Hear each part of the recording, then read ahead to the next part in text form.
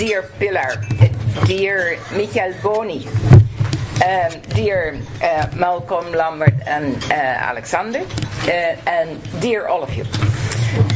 Some of you are already fed up with my line, but I repeat it, for it is my line in life at the moment. And it is that my granddaughter of 5 years old, a US citizen, is willing to Skype with me every Sunday. It's more pleasure for me than for her, but that's not at stake at the moment.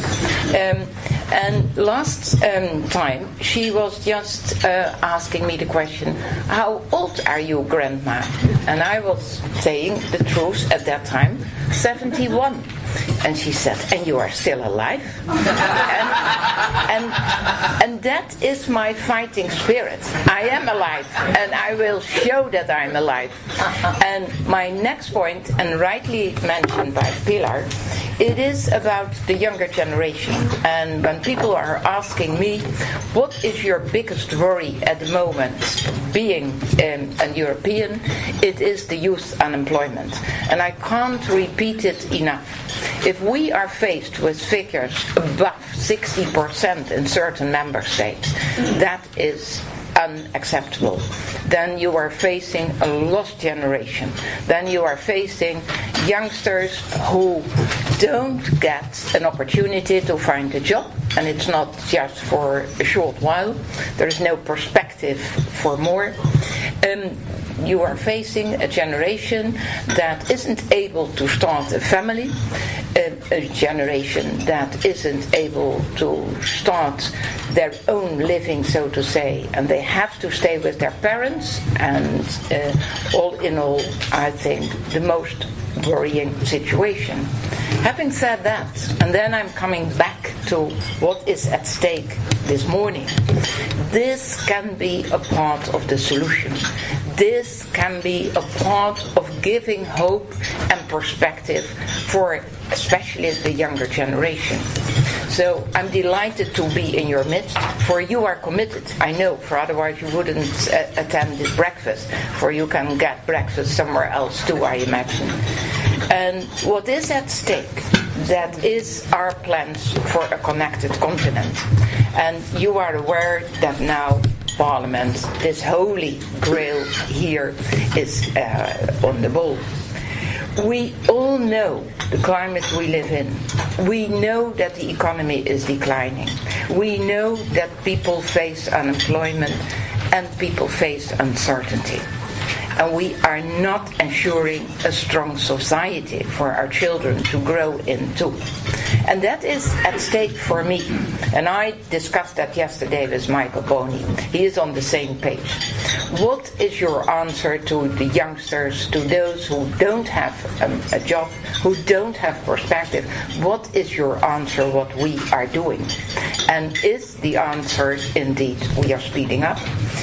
There is no time to be putting barriers in the way of opportunities, quite the opposite.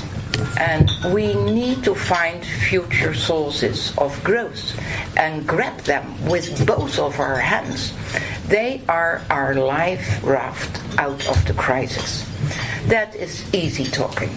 But here we are facing that ICT could be one of those opportunities. And I'm very clear about that. Soon, broadband infrastructure could support everything we do. It is connected with everything we do.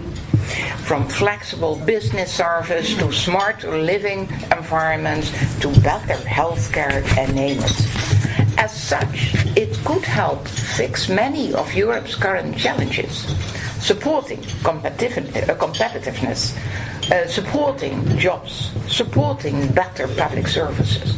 And the ICT sector represents some of the biggest companies in the world. And Europe needs to play the part. And are we doing so? That is the question. Well, I think we are agreeing on that. We are not. Europe has the tools, Europe has the technology, Europe has the talent to succeed in ICT. And once we did, 20 years ago, We did lead the world in this sector. That's not that long ago. So we have proven that we can take the driver's seat, no doubt. So the question is there, why are we not now? That isn't just about one sector. It is not about telecom sec. It's not about the wider digital sector. So those are big, no doubt. In fact, it is every citizen and every business. It matters for our citizens, glued to their smartphones, craving the latest online tools. It matters for the wide and ever-growing range of sectors that depend on the internet to innovate, sectors from transport to television and name it. And it matters for every business that needs to stay in touch to survive. Not just through phone calls, but video conferencing, cloud computing, 3D printing, and you name it. You are talking about small and medium-sized enterprises, the big ones, every startup. Today, connectivity underpins competitiveness in every sector. So when it's so important, is Europe so underperforming? Why? Even where we were once strong, why are we falling behind? Just look at Nokia. Why are we letting Europeans down while the world races ahead? We offer our citizens 8 times less fiber broadband and 15 times less 4G than our major competitors. Brussels has no 4G, Lagos has, and rightly and correctly for Lagos, but not for Brussels. And why, when it comes to devices, when it comes to services, to innovations like the cloud, why do we end up relying entirely on imports from Korea and California? With all the consequences that has for competitiveness and privacy. We won't fix any of those problems without a thriving digital sector underpinned by fast broadband networks. Without the infrastructure to compete, we aren't going anywhere in any sector. It's time to act. In fact, it is already overdue. Current trends are unsustainable for the sector and unsustainable for our whole economy. So much of our economy has benefited from the single market boost. Now the telecom sector, central to competitiveness, needs it too. I can't explain why the single market is there and still not 100%, but is there, and that the telco sector is out-fenced of that. 28 ring-fenced markets for telco sector. It is too hilarious to be aware of. That won't come from a sector that faces barriers at every turn, confined to tiny protected markets. 28. It won't come about from a sector that seeks to block new ideas of maintained scarcity, frustrating the economy's need for connectivity and innovation. Ladies and gentlemen, it won't come from looking backwards to yesterday's services and yesterday's cash cows, like sky-high roaming margins. No, it needs a telco sector that is strong, that is dynamic, and that is innovative. One that can think big and reach a globally competitive scale. One that can invest and can innovate to offer plentiful, open broadband for all. One that can look forward to the digital opportunities of the future. New innovative services people will want to pay for, with a range of services to fit a range of needs. So, the Commission is putting forward targeted changes to telecom regulations to give those networks a single market boost. For example, to make it easier for operators to work across borders, working in multiple countries without needing separate formal authorizations in each. The right to serve people from across Europe without discrimination. more consistent access to fixed networks for more consistent cross-border services, plus new rules on spectrum to make it easier to plan and to bid across countries, meaning Europeans get faster, better wireless connections from fast 4G to urban Wi-Fi. We will help national regulators coordinate more strategically with a full-time professional chair by BEREC, better consumer rights to ensure you get the internet deal you pay for, with plain language contracts, easier to switch operators in practice, and an end to practices like operators keeping all your prepaid credits when you leave. They shall have to provide a full refund. And of course, we will end roaming charges in the EU. First, no more charges for receiving calls. Second, a new deal so you can roam like at home, but no extra cost, encouraging those deals onto the market as soon as possible and for as many people as possible. Plus, fairer charges when you call another EU country from home, whether from a landline or mobile. In addition, we will introduce new safeguards for the open internet. So-called net neutrality can be a very polarizing issue. I'm aware of that. So I just want to make 3 factual points about our proposal. Number 1, today, millions of Europeans find online services like Skype blocked or internet access degraded. My proposal will end those discriminatory restrictions on the open internet. Blocking and throttling will only be allowed in tightly defined circumstances, like to tackle serious crimes, such as online child pornography. Safeguarding the open internet for all, for the first time across Europe.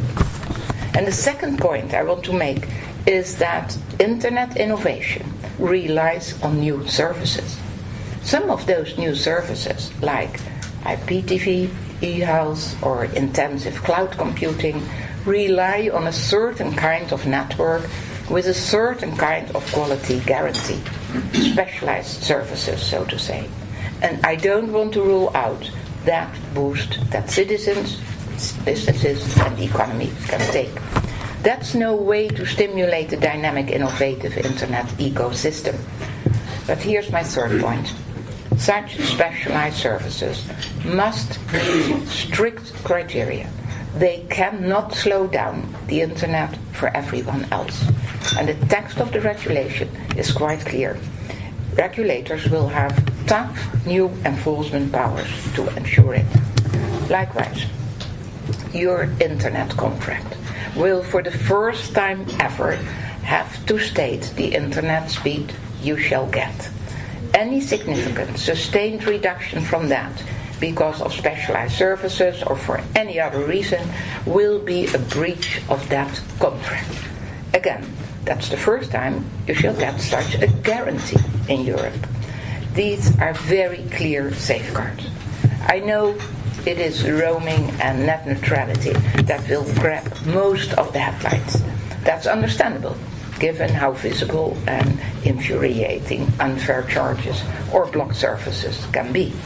But really, these are just part of a wider picture to bring down barriers within Europe. Our proposal is about growth. It is about ensuring strong, healthy EU telco players who can think European to compete globally and support growth across our whole economy. It's about fairness, ending rip-off charges and unfair practices. It is about leadership. It is the digital leadership Europe once had and that we desperately need to recapture. I know that many in Europe recognize this imperative, and that is why EU leaders specifically asked for those proposals.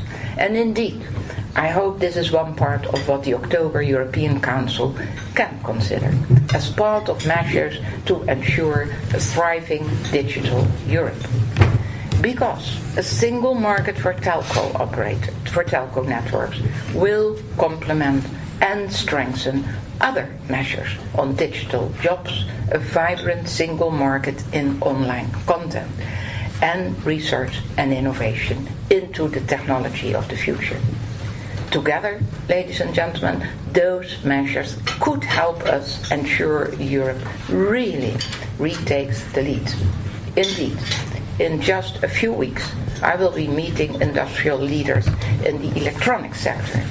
It's time we started to integrate our innovation policy and our industrial policy. This is definitely a strategic sector.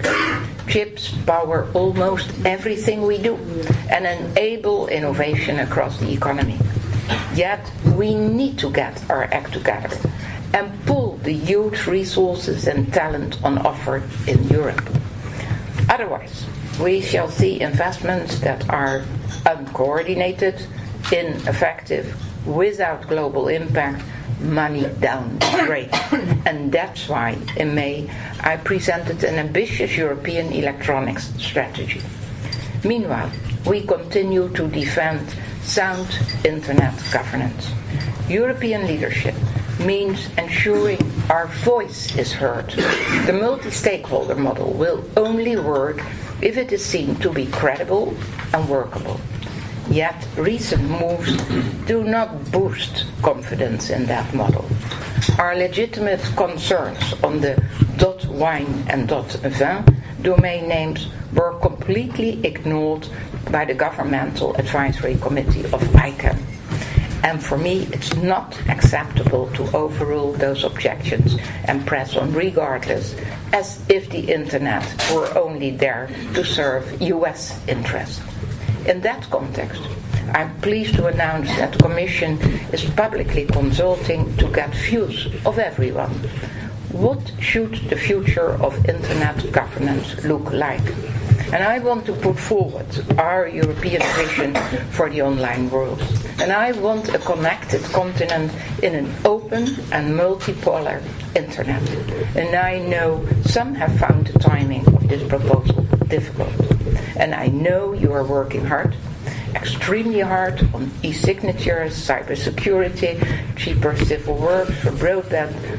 But the fact is, timing is racing on. The economy is declining, technology is moving ahead, and so are other parts of the world. The telco sector hasn't had its Lehman moment yet, but with declining revenues, with rising debt, with dated business models, I worry about that happening, and I don't want to be a part of that theme. I had the experience in my first term in office in the banking sector, and never ever again. We have to act. I worry about the consequences if it would do, and I fight like hell that that won't happen.